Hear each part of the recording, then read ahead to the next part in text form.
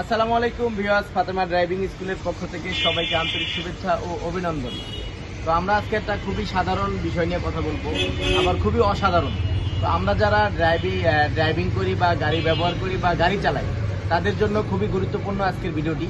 তো আমাদের গাড়িতে একটা ফিল্টার ব্যবহার করা হয়। অনেক সময় আমরা অবহেলার কারণে এই ফিল্টারগুলো আমরা চেঞ্জ করি না। তো এই ফিল্টারগুলো চেঞ্জ না করলে আমাদের কি কি সমস্যা হইতে পারে, আমরা এই বিষয় নিয়ে আলোচনা করব। তো আমি আপনাদেরকে কিছু ফিল্টার দেখাই। এই হচ্ছে আমাদের সামনে, আমার হাতে একটা ফিল্টার দেখছেন, এটা ইয়ার ফিল্টার বলা হচ্ছে। এই যে এটা হচ্ছে Allion Premio, X Corolla, Axio সব গাড়িতে ব্যবহার করা হয় এই ফিল্টারটা।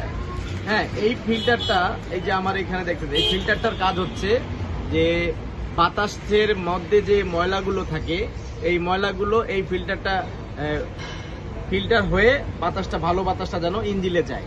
যদি